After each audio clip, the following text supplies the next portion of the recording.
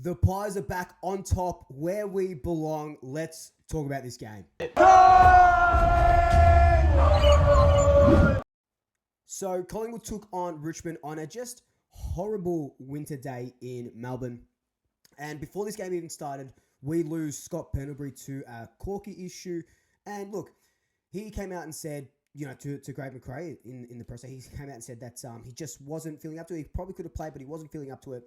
So we take him off. Oleg Markov comes in. And this is probably the game where, I know I said I don't want to manage players anymore, but if you don't have to risk Pendlebury, if this was a final, Pendles is playing, right? Just bring him back for Brisbane next week and then, go again. But Markov came in for him into the squad and started as the substitute.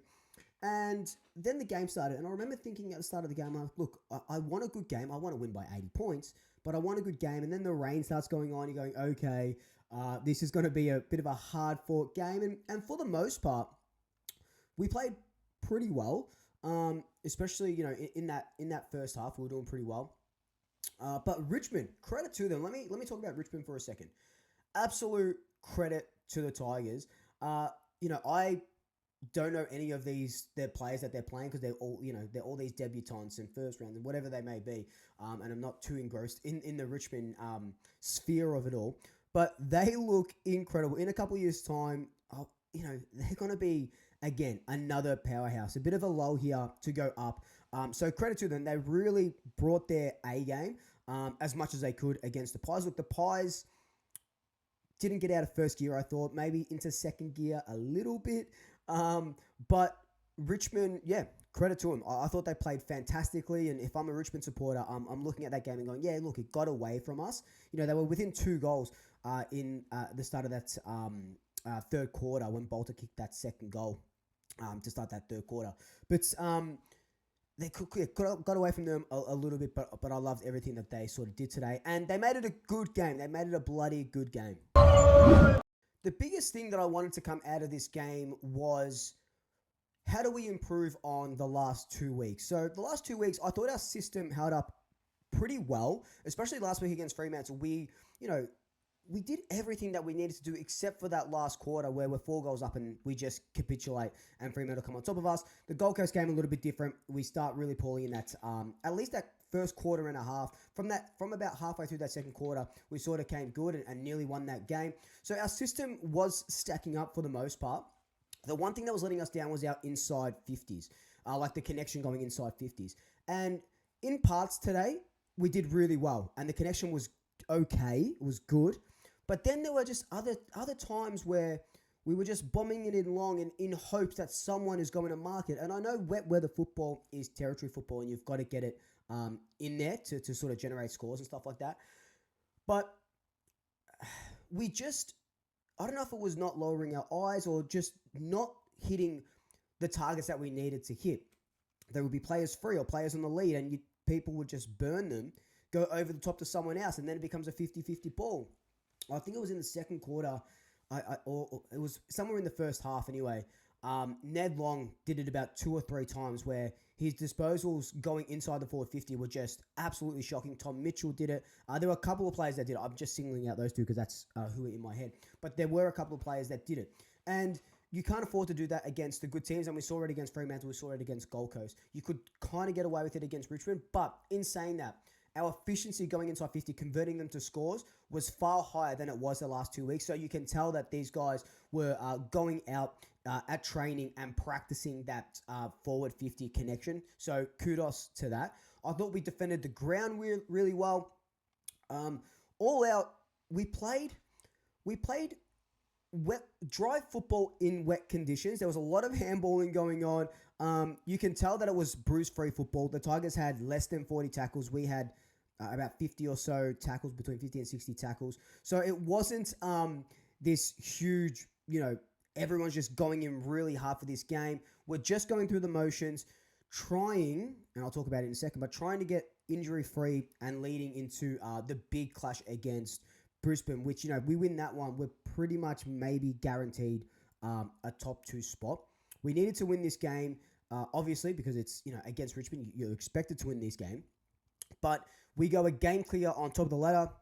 a game and a half clear from third of the ladder, who are Brisbane at the moment. So we're sitting pretty. 1 or 2 more games guarantees us that top 2 spot and probably that number 1 spot. I thought our inclusions played incredible, right? Tim Membry. Who would have thought, I think I said it at the start of the year, but who would have really thought that this guy would come in, play most of the games this season, and be such an integral cog to our forward line? He's just been fantastic. Puts another 2 goals to his name today after coming back from, the birth of his third child. He slots right back into the team. I thought this was Tom Mitchell's best game in a while. I know in saying that he has been out for a year, but I mean, since he played the last couple of games, and then even to the start of 2024 as well. I thought this was a bit of the old Tom Mitchell, who was really wombatting in and under, getting the handballs out. Not as high clearance rate as someone like Ned Long, but I thought he was back to his old Tom Mitchell self, which you need in games like this. And I said it in my Frankston video, my VFL review video, that the Frankston game yesterday was like a perfect Tom Mitchell game that went in and under football. We get to see that today. And it's going to be hard to pick a team going into finals. I still personally think there's a team with Ned Long and Tom Mitchell in it, whether that be some sort of sub situation or whatever it is. But I do think there's a team with those 2 guys in it in the best 23. I thought Isaac Quaynor had a fantastic game. He's starting to hit peak form. It's pouring, right? Pouring rain. Isaac Quaynor's marking the ball like it's a 35-degree day in the last weekend of September. So he was just solid down back. What was interesting as well, Dan McStay played down back when Darcy Moore was off, or when Darcy Moore was pushing up a little bit. That obviously will change when we get Howe back, when we get Frampton back, hopefully against Brisbane next week. But I love to see a little bit of how dynamic and fluid our players can be when they're moving around in different positions. Ned Long was taking the ruck at times. Membry and Mychek were taking the ruck as well. So it was good to see that these positional changes, if we need to, they can work out. Now, it'll be remiss of me not to talk about Nick Daicos. 3 goals, 42 disposals. This is 3 Brownlow votes, 880 meters, like 900 meters gained. It was just something crazy. What else can you say about Nick that hasn't been said besides Nick Daicos, Brownlow medalist? Because that hasn't been said yet, and I've got a feeling that it's going to happen this year, because that was an incredible game.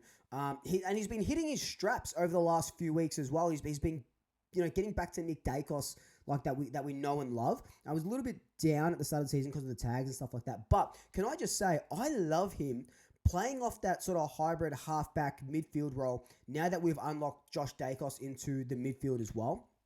I love that.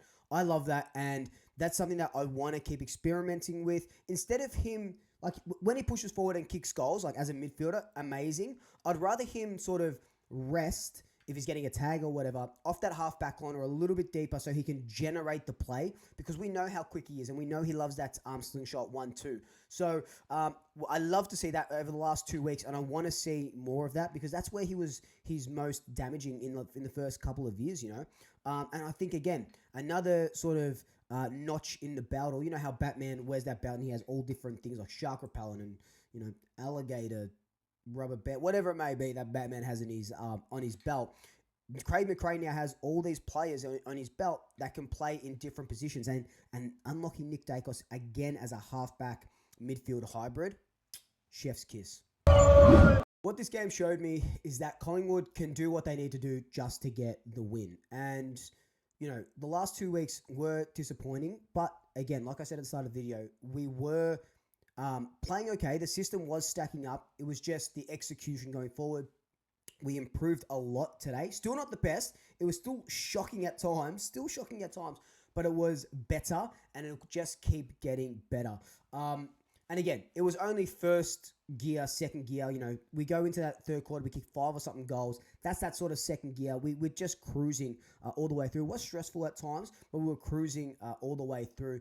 And I think it is because, Dusty Moore came out after the game, said we have really high training loads these last few weeks.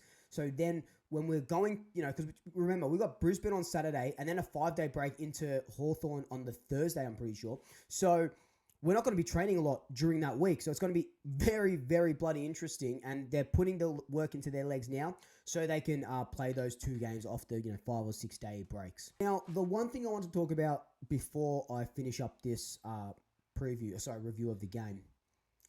This might have been the worst umpired game I've seen all year across all the games, right? That Perryman free kick wasn't a free kick. You cannot tell me that was a block and then tell me that Braden Maynard wasn't blocked in 2018. You can't have your cake and eat it too. You're not Mary Antoinette. You can't have your cake and you can't eat it too, right? That's stupid. The push in the back by Bolter. And let me just say, it went both ways. At one time, Ed Allen took the ball right out and the umpire didn't see it and it was play on. I think it was Ed Allen. But it was umpired differently for both sides. But I did feel like the rub of the green was for Richmond a little bit. And I know if opposition supporters watch this, which I don't think they will, but they'll be like, oh, you can't complain about... Shut up. Right? I can do whatever I want. Right? I can do whatever I want. I can complain about whatever I want. And I just thought the umpiring was just atrocious today. Just that one with Perryman just really cooked me. And then the push in the back to Noah Bolter. And it's just like... I just don't understand. I just don't bloody understand. And umpiring, if they're doing this in finals, in prelims, in grand finals, and you lose a game because of it, you would be absolute. And we did lose a grand final because of the non-blocking call. You'd be absolutely bloody fuming. But look, all in all, it wasn't the best game. It wasn't an A+ game. It was probably like a B- game. We did what we needed to do. And we get the 4 points. We move a game clear. And I just want to give a shout out to Lockie Sullivan. He's injured his PCL, which is bloody unfortunate. It could be season done for him. I didn't see the incident that it happened in. I need to go back and watch that, and hopefully someone has clipped that. But it could be season over for him. And, just wishing him all the best. We'll know more when the scans get done on Monday. But sending him love. Guys, let me know your thoughts down below on the game. What did you think? Let me know everything you want to talk about. Until then, like, comment, subscribe, tell your family, tell your friends, tell your pets. And until next time, double shackers. I'll swoop you later.